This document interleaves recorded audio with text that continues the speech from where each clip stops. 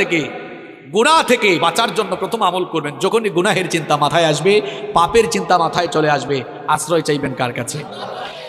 এই আমলটা আমি আপনাদেরকে শিখাচ্ছি না, কোরআনুল কারীমের 7 নম্বর সূরা সূরাতুল আরাফের 200 নম্বর আয়াতে আল্লাহ তাআলা এই আমল আমাদেরকে শিখালেন।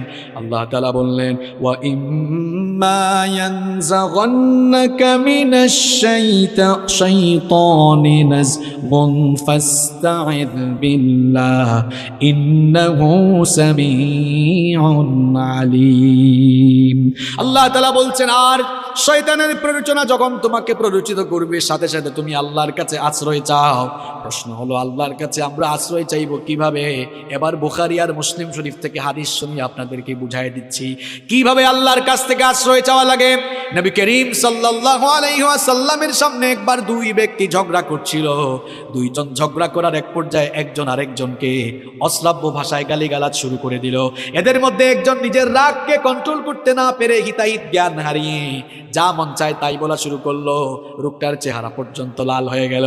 নবীজি আল্লাহর নবী লোকটাকে দেখে বললেন, ইন্নী লা আ'লামু কালিমাতান লাউ ক্বালাহা লাযাহাবা আনহু মা ইয়াজিদ। নবীজি তখন বললেন, আমি এমন একটি কালেমা, এমন একটি বাক্য, এমন একটি সেন্টেন্স, এমন একটি দোয়া জানি, এই দোয়া যদি ওই বান্দা পড়ে নেয় তাহলে তার সমস্ত রাগ দূর করে নেবেন কে? অনেক মানুষ আছে রাগের সময় সিদ্ধান্ত নিয়ে নেয়। খবরদার প্রিয় ভাইয়েরা, রাগের সময় কোনো সিদ্ধান্ত নেবেন না। রাগের সময় সিদ্ধান্ত নিলে ওই সিদ্ধান্ত ভুল হওয়ার সম্ভাবনা আছে না নাই? এজন্য রাগের সময় দাঁড়িয়ে থাকলে বসে যাবেন, বসা থাকলে শুয়ে যাবেন। রাগের সময় খবরদার কোনো সিদ্ধান্ত নেবেন না, ওই সিদ্ধান্তের কারণে পরবর্তীতে পস্তানো লাগতে পারে। নবীজি যখন দেখলেন লোকটাকে রাগ করে হিতাহিত জ্ঞান হারিয়ে উল্টাপাল্টা কথা বলতেছে, অশ্রাব্য ভাষায় গালিগালাজ করছে, নবীজি তখন বললেন, আমি এমন একটি দোয়া জানি, এমন একটি সেন্টেন্স জানি, সে যদি ওই সেন্টেন্সটা পড়ে নেয় রাগ দূর হয়ে যাবে। সে যদি ওই সেন্টেন্সটা পড়ে নেয় তাহলে শয়তান যে তাকে পাপ করাতে যাচ্ছে, পাপ থেকে সে বাঁচতে পারবে।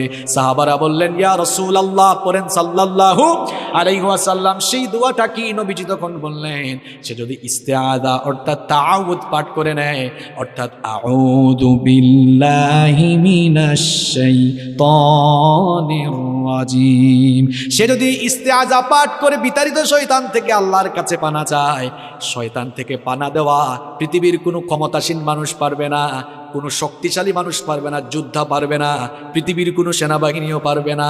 শয়তান থেকে আপনাকে কেবল একজনই বাঁচাতে পারে, সবাই বলেন তিনি কি? এই জন্য শয়তানের খপ্পর থেকে, শয়তানের ধোঁকা থেকে, গুনার চিন্তা থেকে বাঁচার জন্য 1 নম্বর আমল, গুনার চিন্তা যখন মাথায় আসবে, পাপের